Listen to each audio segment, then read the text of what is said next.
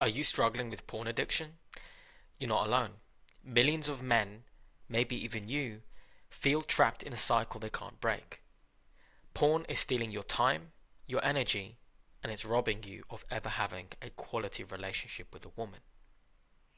If you are someone who has tried to quit, or you keep relapsing, you struggle with masturbation, this has changed the way you view women, then this video is for you. I'm going to present to you a practical solution for you to actually heal and actually reclaim your sanity.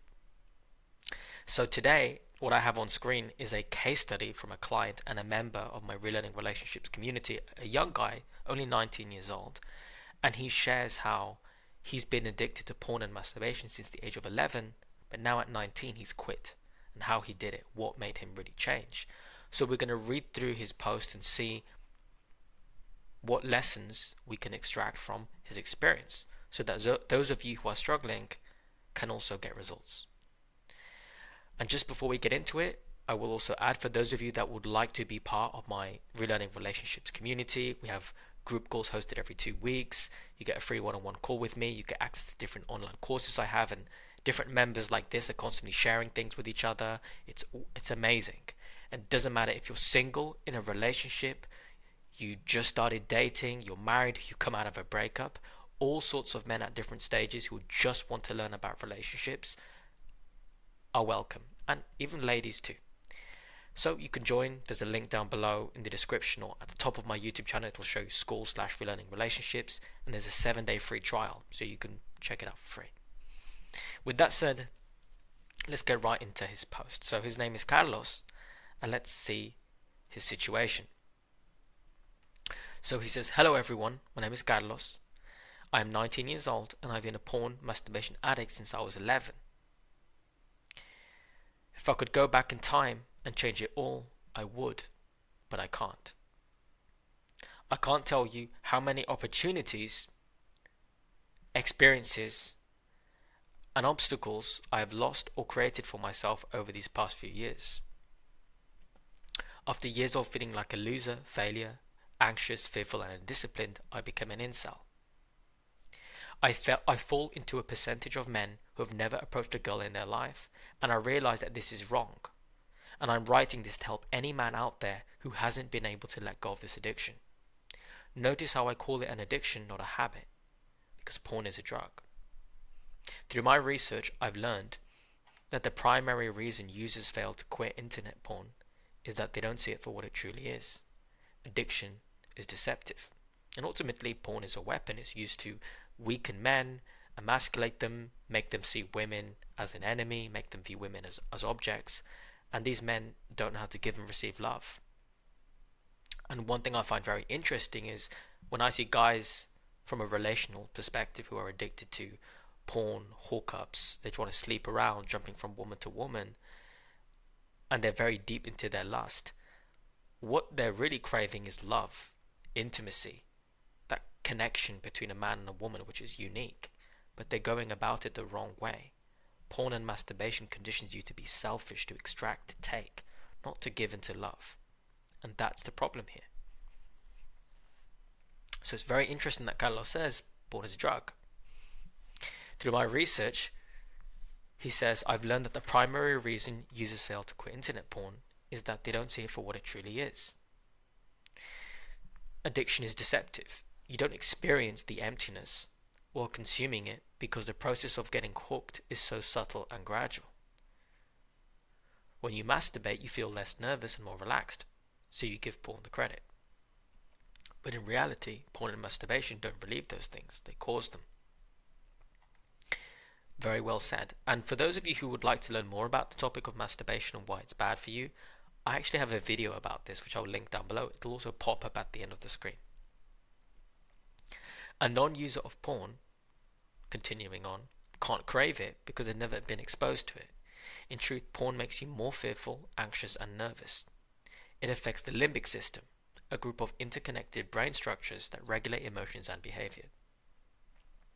The limbic system has a self-correcting mechanism that trims dopamine and opioid receptors when frequent and excessive dopamine spikes occur. Unfortunately, these same receptors are crucial for keeping us motivated to handle daily stress.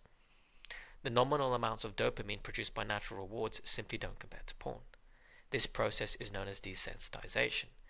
Exactly. And what happens? You need a bigger and stronger hit each time. This is why men that go down this path, they crave stranger and more animalistic fetishes to satisfy their urges. Like an addict needing a stronger hit. Goes back to what Carlos said, it's not a habit, it's an addiction. It's a drug because it's a drug. Porn is conditioned and it's designed to keep you hooked. Continuing on. In this cycle, you cross the red line and trigger emotions such as guilt, disgust, embarrassment, anxiety, and fear. These emotions in turn raise dopamine levels even higher, causing the brain to misinterpret them as sexual arousal. Many ask, why do I feel so good when I masturbate? Or why do I need it to feel better? The truth is, you do feel good while doing it, but overall you're more nervous and less relaxed than someone who has never used porn or someone who doesn't rely on it. Self-medication for something that shouldn't need medication if it wasn't caused in the first place. Very interesting. So now he's going to talk about the cycle. So this is the porn addiction cycle. Then we get into the solution after. Brainwashing, number 1. The belief that porn gives you pleasure, that you deserve it, that it's natural, harmless, and enjoyable. This is something I've definitely seen lots of men say when I've grown up. Oh, everyone does it, it's acceptable, and you kind of peer pressured into it. I know when I was younger, I used to watch porn, unfortunately, from 14 to 17, 18. And it was hard for me to stop. And I didn't know any better because I was thrown into that environment. Guys around me, just like the classic stuff you hear. Oh man, you need to give it a watch. Check it out. And you're a young teenage boy, you're curious.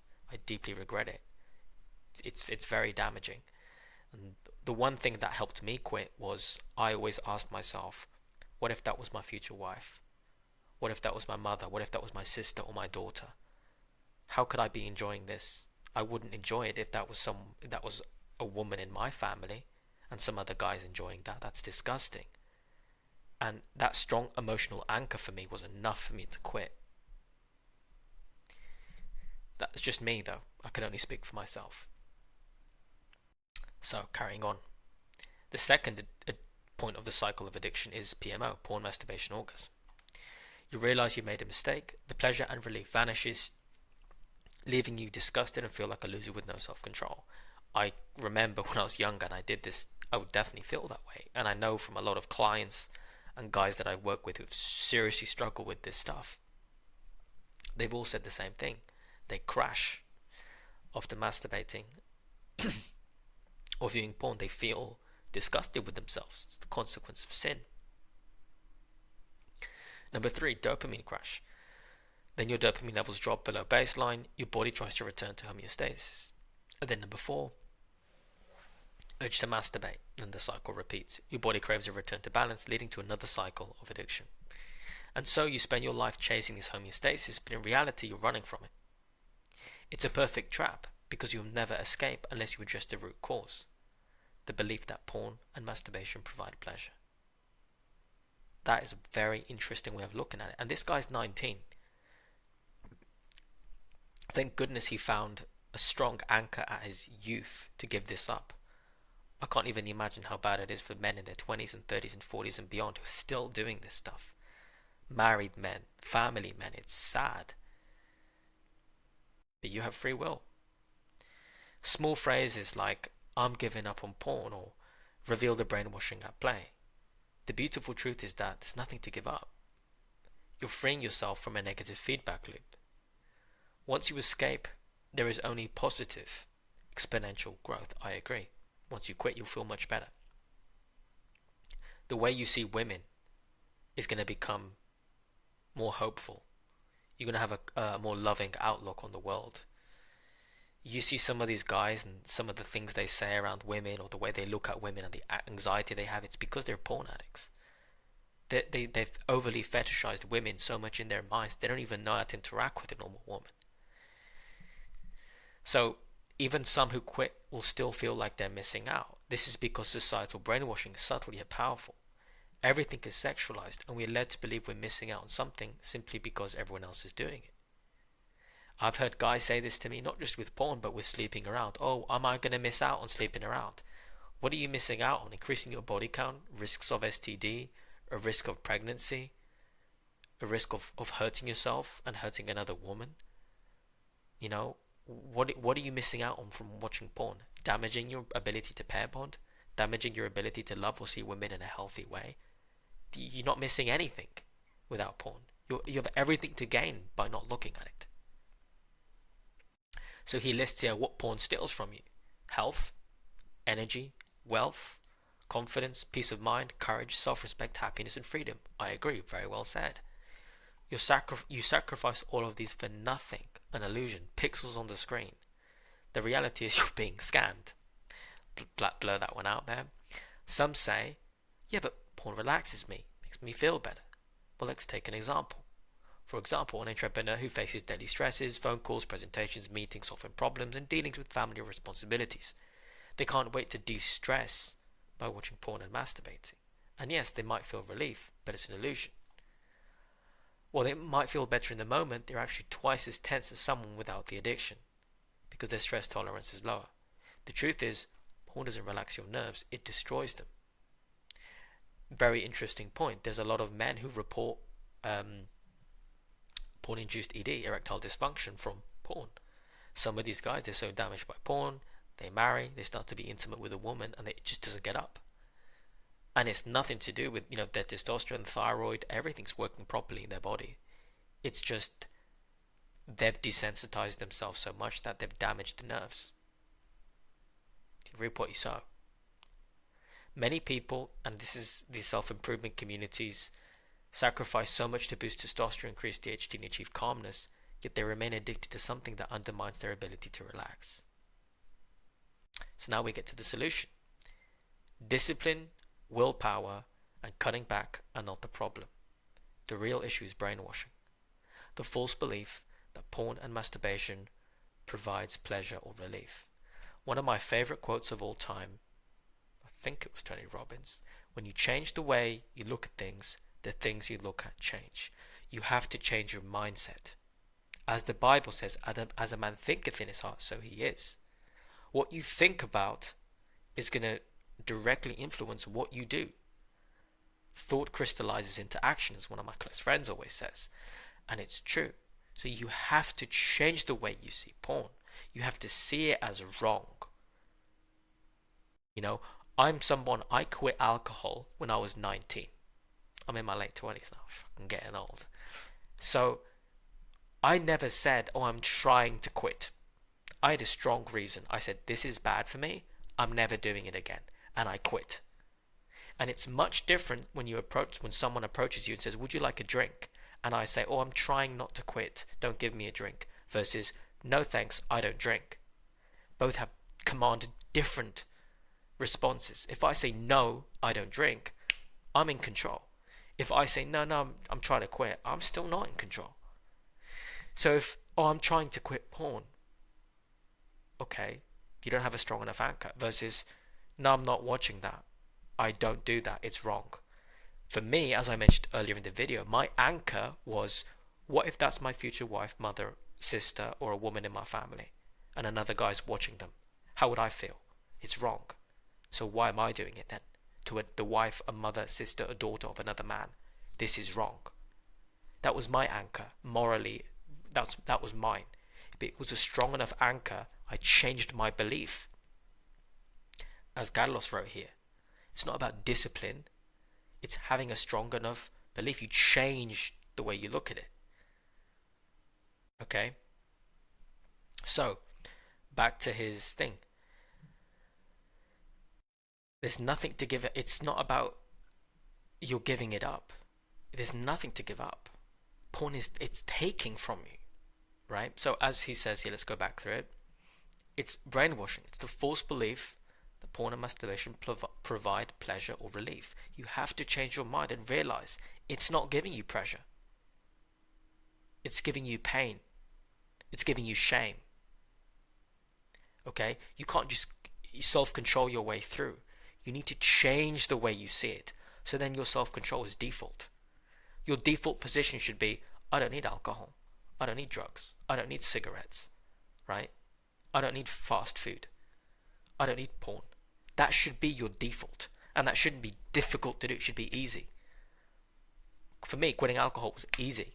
Quitting porn was easy because I had a strong enough reason, strong enough anchor. I changed my mindset on it, which is what Carlos did. You have to anchor yourself to something stronger than it. End of story. You know? So, yeah, let's carry on here. So those who try to quit through sheer self-control will spend their entire life struggling because they still believe they're giving something up. That's what you need to change. You see these guys in these nofap communities talking about, I'm on day 1000 of not jerking off. Why are you even counting? Imagine if I told you, oh, it's been 10,000 days since I had a carrot. You'd think I'd be mentally insane. Or I told you, oh, it's been about a couple thousand days since I ever had a sip of alcohol. You'd think I'm still addicted. I just can't take it. I have to count because I might fall back into my old ways. Why? Why do you need to say that? These guys are still stuck in that cycle of addiction. Not masturbating, not watching porn should become your baseline default. End of story. You don't have to count the days. It's about changing your mindset.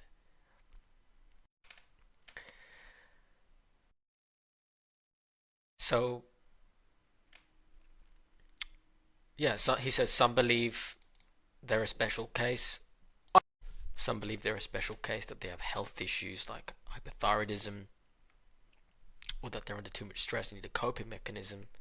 But none of us were born needing to watch this disgusting content. The problem isn't quitting, it's the fact that you started in the first place. From the bottom of my heart, I hope that anyone reading this can break free from this destructive habit. Just remember, it is wrong and it'll ruin your life. Your actions will catch up to you.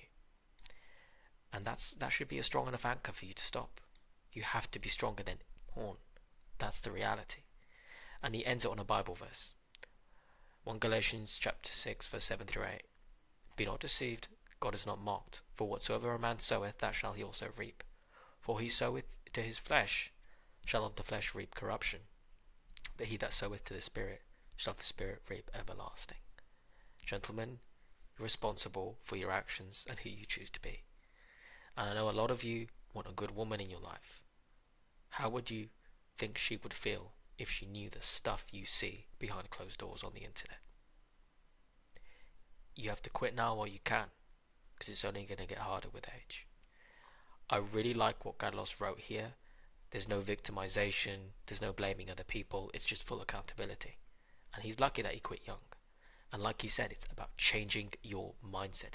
You have to change your outlook. You can't just self-control your way through it. You have to change the way you see to make porn something so weak and meaningless that you're not even giving up anything. You're just getting rid of the filth. And that's it. Okay? None of us were born with the need to watch it, as he said. This is a conditioning, it's brainwashing, and then you're stuck in that loop, but you can escape. First step is self-awareness. You have to recognize it's wrong. And then you have to ask yourself, how wrong is this? How bad is this truly? And then you make a decision. Okay? So, there's nothing to give up. This is just taken from you. You have to stop because you have to realize this is wrong. It's bad and it ruins your life. This does not provide pleasure or relief. It damages your ability to actually even feel pleasure down the road with a real woman. Think carefully about your addictions, gentlemen. So if you'd like to learn more about these topics, there's other guys, or you can even message him within my community and ask him. I know he's been sharing around a book in my community that's helped guys with their porn addiction. So if you want to learn more about that, link down below, join the community and ask Carlos about that and he'll send it to you. And let me know your thoughts down below. Are you struggling with this? Have you quit? Or are you someone who's going through a lot of pain? Did this provide any insight? Let me know. And with that said, I'll chat to you all in the next one.